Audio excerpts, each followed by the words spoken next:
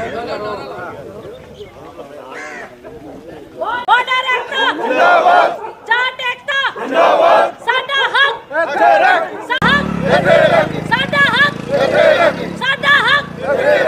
एकता जिंदाबाद, बेइंसाफी नहीं चलेगी, बेइंसाफी नहीं चलेगी, शाही नहीं चलेगी, नहीं चलेगी, तानाशाही नहीं चलेगी, नहीं चलेगी, साडा हक साडा हक तानाशाही नहीं चलेगी, तानाशाही नहीं चलेगी, तानाशाही नहीं चलेगी, बॉर्डर एकता जिंदाबाद, बॉर्डर एकता जिंदाबाद। तो एक साजिश के तहत जो कि बॉर्डर कॉन्स्टिट्यूएंसी में मिलाया गया, क्योंकि इनकी पहले से ही एक प्लानिंग थी कुछ चुनिंदा लीडरों को यहाँ पे उतारने की और जिताने की, क्योंकि उनका एक पर्टिकुलर वोट बैंक था उन पंचायतों में, तो उन्होंने उस वोट बैंक को यहाँ शिफ्ट किया ताकि उनकी पॉपुलेशन मेजॉरिटी हो जाए और उनको ये सीट रिजर्व करके हम उन्हीं को दोबारा से लीडर लाएं। तो हम अगर आपकी ये बातें नहीं मानी जाती है तो क्या रहेगा अगला कोर्स? आज हम कम्युनिटी के लोग इकट्ठे हुए हैं, जिसमें कि हमारी गलाड़ पंगदौर पंचायत और सदो पंचायत, रैया पंचायत, नियर बाय पंचायतों में जितने भी लोग हैं मेन वो इकट्ठे हुए हैं। हम लोगों ने ये डिसाइड किया कि अगर हमें डिवाइड किया गया, हमें तोड़ा गया, हमारे हकों का हनन किया गया, जो कि एक फर्जी यहाँ रिजर्वेशन एक थोपी जा रही है बाहर की पंचायतों को मिला के, जो कि नहीं बनती है बॉर्डर कॉन्स्टिट्यूएंसी की पॉपुलेशन के हिसाब से, तो हम लोग इस प्रदर्शन को बड़े लेवल पे करेंगे और इलेक्शन का टोटल बायकॉट किया जाएगा। बॉर्डर के लोग कोई भी इस कैंडिडेट को यहाँ एंटर नहीं करने देंगे, प्लस हम वोटिंग भी नहीं होने देंगे और वोट भी नहीं डालेंगे। तो यही हम लोगों की मांग है कि लोगों के मनों के अंदर बहुत बड़ा रोष है।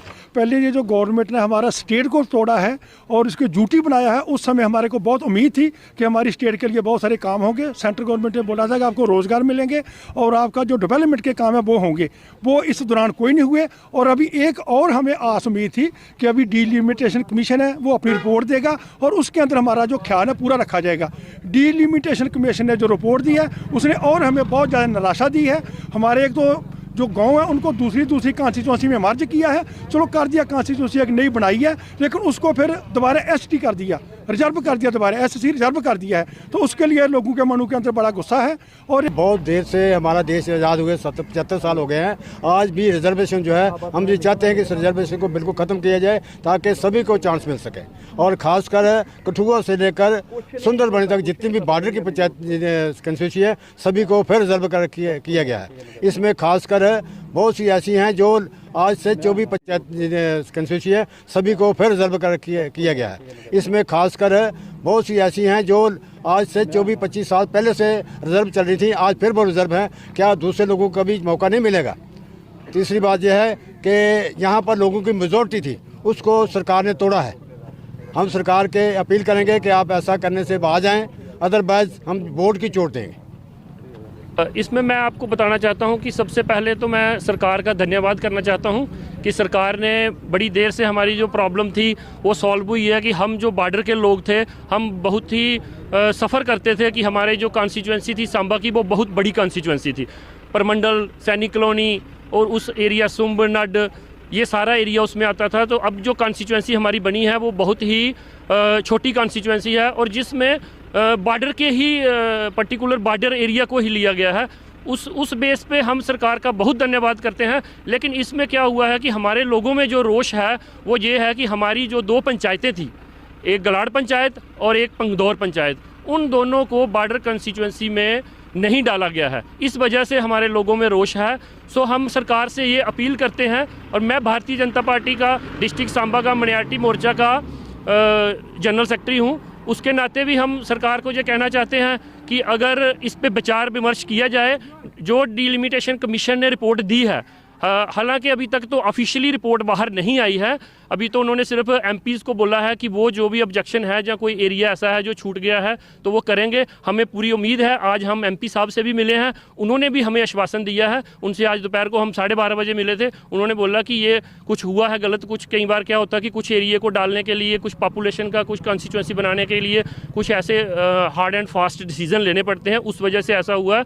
बट हम अपील करते हैं कि इन चीज़ों को दोबारा से इस पर विचार किया जाए और ये देखा जाए कि एक कोई भी पर्टिकुलर कम्युनिटी जहाँ कोई ऐसे लोगों के साथ कोई भेदभाव ना किया जाए।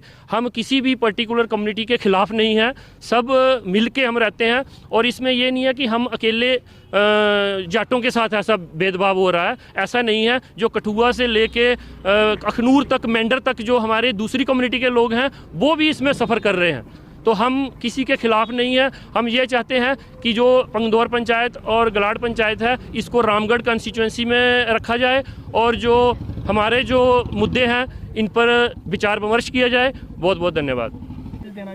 आज मैं ये मैसेज की है, इसके लिए हम उनका बहुत बहुत धन्यवाद करते हैं, तहे दिल से धन्यवाद करते हैं। मगर अफसोस इस बात से है, अफसोस इस बात के है कि जो भी हमारे ये बॉर्डर में जितनी हमारी जट कम्युनिटी है ना, ये हम मतलब उसमें मेजॉरिटी में हैं और इन बातों पर हमारी पर किसी पर बात पर ध्यान नहीं रखा गया, क्योंकि यहाँ से लेकर अखनूर तक सारी की सारी सीटें तकरीबन रिज़र्व कर दी गई।